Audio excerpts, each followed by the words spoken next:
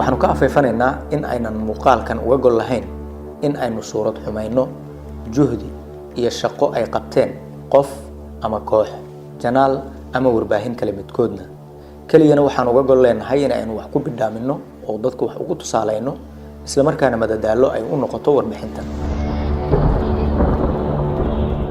Prank waa nooc ka mid ah muuqaalada sida qarsoodiga ah qof ama dad looga duubo ayadoo ujeedku yahay in dadka daawadayaasha ah looga qosliyo. muuqaaladaas waxay noqon karaan kuwo qofka laga duubayo looga nixiyo, kuwo fajac ama kaag ku ridi kara, ama kuwo si uun qofka dareenkiisa caadiga ah wax uga bedeli kara. kadibna qofkaas laga yaabo ama ay suurtagal tahay in uu isna sameeyo falcelin la yaab leh ama qosol leh oo daawadayaashu ay ku maadsadaan. barankigu si uu macno ugu yeesho daawadayaasha waxaa qasab ah in qofka laga duubayo isaga oo warmoog ah muuqaalka laga qabto. laakiin haddii kan muuqaalka duubaya iyo midka laga duubayo ay isku og yihiin, markaas ma ahan baranki ee waa ruwaayad inta la isla qorsheeyay kadibna kaamirada horteed lagu jilayo. haddii isla muuqaalka noocaas ah inta la duubo kadibna dadka looga dhigo baranki, waa khiyaano inteeda la eg oo daawadayaasha lagu qaldayo. haddaba annagoo aan ku fogaan baranki qeexidiisa iyo macnayntiisa, waxaan warbixintan diiradda ku saaraynaa dhowr filim oo YouTube-yada ku jira kuwaasoo baranki lagu sheegay, laakiin aanu soo helnay in dadka muuqaalka ka soo muuqanaya oo idil ay ka warqabeen oo ay isla qorsheeyeen isla markaana isla ogaayeen. dadka la qaldayna ay daawadayaashu uun yihiin. muuqaalka koowaad, baranki ay duubeen Big Bro iyo asxaabtiisa. Big Bro iyo asxaabtiisa waxa ay daawadayaasha u sheegayaan in ay baranki ku sameynayaan nin kooxda ka tirsan oo lagu magacaabo Landere. asxaabta maanta waxaan rabnaa inaan barank ku sameyno maartay ninkii ahaa Landere. waxaan soo wadanay ninkana soo wadanay. micnaha Landere oo aan ogeyn ayaa si qarsoodi ah looga duubaya muuqaal ay ka dhalan karto falcelin aan caadi ahayn. haddaba muuqaalka laga duubayo iyo sheekada la soo dhisayba in uusan Landere ogeyn maxaa ka run ah, bal ila soco. marka koowaad, 4 qof oo Soomaali ah oo jidka lugeynaysa ama suuqa u socota, suurtagalnimada ay si siman ay ku wada socon karaan boqolkiiba waa wax aad u yar. mararka dhifka ah ee ay qaabkan u socdaanna waa marka filim ay jilayaan oo ay isku og yihiin. sidaas darteed Landere sheekadan waa uu og yahay, wuuna la socdaa, sidaas ayuuna safka qayb uga yahay si ay kaamirada u qabato. intaas waxaa laga yaabaa in aad igu diidid oo cadaymo raqiisa ay kula noqoto, laakiin ila soco, kuwa kale ayaan kuu soo wadaa. fogaanta qofka kaamirada haya ama aan badhahno meesha ay kaamiradu ku qarsan tahay iyo asxaabtan meesha ay soo lugeynayaan waa kuwa kala fog.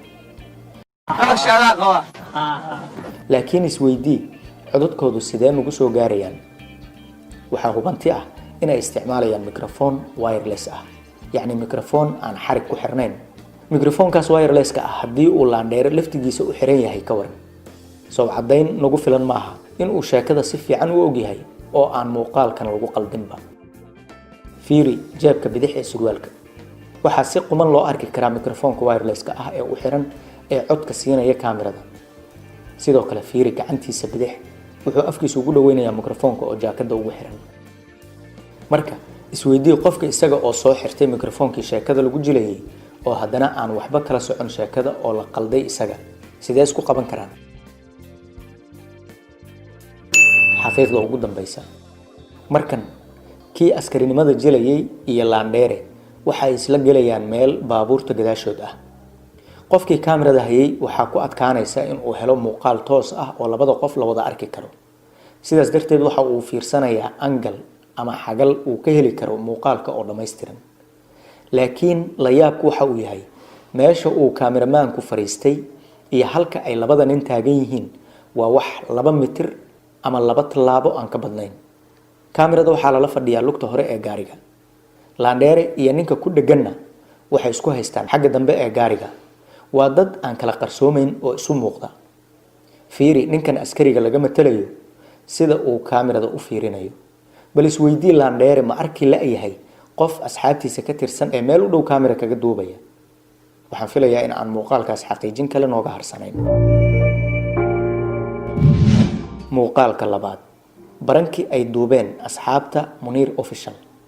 Muniir iyo saaxiibkiis Lee Caato ayaa ku heshiinaya in ay barankii ku sameeyaan qaar asxaabtooda ka tirsan oo dhismaha guriga dhinac ka jooga. Barankigu waxa uu ku saabsan yahay in ay labada nin dagaalamaan oo uu dhaco wax gacan qaad u eg si loo arko falcelinta ay sameyn doonaan asxaabta kale. Kaamirada meesha la dhigay iyo dhaqdhaqaaqa asxaabta qaarkood ayaa noo sheegi doona in barankigan yahay mid la isla qorsheeyay iyo in kale. Xaqiiqda koowaad, muuqaalkan waxaa la duubayaa xilli habeen bar u dhow sida ay iyagaba noo sheegayaan.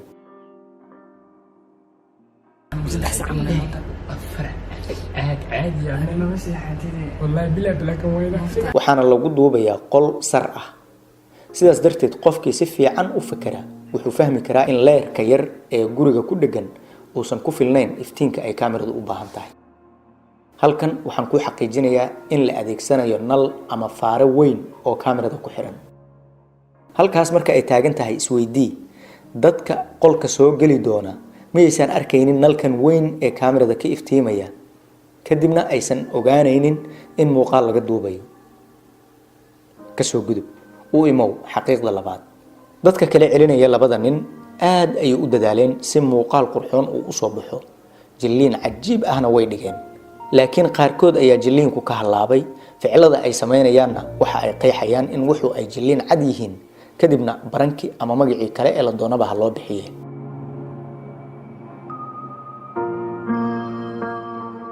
intaasoo dhan waxa ay caddaynayaan in tani ay tahay riwaayad si qurux badan loo jilay, laakiin soo saarayaasheedu ay ugu magac dareen baranki. xitaa si barankigan ay dadku u aqbalaan oo ay u aaminaan, Muniir iyo Lee Caato waxa ay sameeyeen dadaal xooggan si ay dadka uga dhaadhiciyaan in waxan ay baranki yihiin. dadka qolka soo galay ee dagaalka kala celcelinayana ay yihiin dad la qalday. xitaa waxa ay isu direen fariimo iyaga oo ka dhigaya in sheekada labadood oo kaliya isla ogaayeen. laakiin wax walba waxaa noo cadeeyay qodobadii hadda aanu ka soo hadalnay. muuqaalka saddexaad, abaha oo ah majaajiliiste sheekooyinkiisa wax badan dadka ka qosliya ayaa janalka Manson soo geliyay muuqaal isaga iyo gabar lagu magacaabo Muna ay ku heshiiyeen in oday Cabdulle baranki lagu sameeyo. waxaan rabaa ninka Cabdulle inaa dhahdid ila uu leeyahay camal ma fahmino.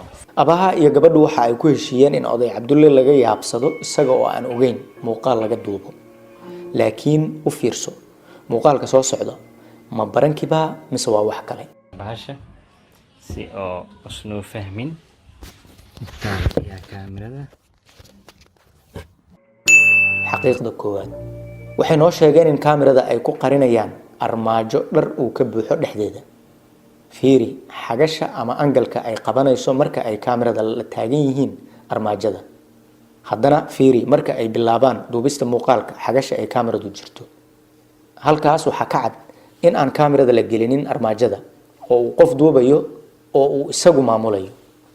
in uu qof duubayo waxaa caddayn u ah, bal fiiri inta ay sheekadu socoto dhowr mar ayaa kaamirada zoomkeeda la dhaqaajiyay.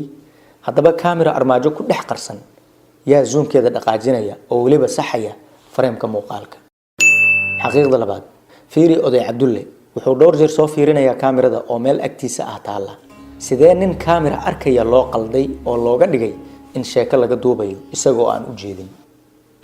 xaqiiqda kale ee saddexaad, kaamiradan waxaa lagu dhex duubayaa qol yar oo mugdi ah, waxaana la isticmaalayaa nal faare weyn sida muuqaalkii hore oo kale ah. marka oday Cabdulle sidee ku arki waayay kaamiradan faaraha weyn uu ku xiran yahay ee ninka uu agtaagan yahay ee traboodka ku xiran ee isaga wax looga duubayo. micnaha oo isku duuban waxa weeye sheekadan waa la isla wada ogaa. muuqaalka saddexaad waa muuqaal ku saabsan wiilal midkood la jilayo in la dilay si wiil iyo gabar kale oo filimka ka soo muuqan doona baranki loogu sameeyo oo laga shactiraysto falcelinta ay sameyn doonaan iyaga oo aan ogeynna in muuqaal laga duubayo. laakiin sidee wax u dhacayaan ila daawo. wiilka ay dhahayaan waan ka yaabsanaynaa oo isagoon sheekadaba ogeyn ayuu jaamacad ka imaanayaa waa waxba kama jiraan. wiilku waxa uu dhex fadhiyaa isla qolka wax lagu jilayo. inta sheekada la maleegayo oo idilna qolka ayuu dhex joogaa. marka sidee loo qalday qofkaas? waxaan filayaa waxaad isweydiinaysaa maxaa caddayn u ah in bile uu qolka dhex fadhiyay. si degan u fiiri muraayada yarta ah ee ku dhegan armaajada. waxaa laga dhex arki karaa bile oo fadhiya meel kaamirada agteeda ah, weliba isagoo isku aadisanaya buugaagtii uu sheekada ku jili lahaa. waxaa laga yaabaa in aadan si fiican muraayadda uga dhex arki karin humaaga aan ku tilmaamayo, laakiin fiiri, mid ka mid ah buugaagta uu Bile sheekada ku jilayo si aan ku talagal ahayn ayuu muuqaalka uga soo dhex galay. qolka labadan qof ee sheekada isla dhisaya oo kaliya ayaa joogay, laakiin qofka saddexaad ee buugaagta toosinaya xagee ka yimid? isweydii. way iska caddahay in riwaayadna loo jilay oo magac ahaanna loo bixiyey prank. fadlan haddii aad ka heshay muuqaalkan like saar, aragti ahaanna qodobkee ku soo jiitay oo aad ka heshay warbixintiisa, fadlan aragtidaada nala wadaag. waanu kaaga mahad celinaynaa in aad daawatay warbixinta. insha Allah waxaanu soo diyaarin doonaa warbixino kale oo xiiso leh. inta ka horeysana nabadgelyo.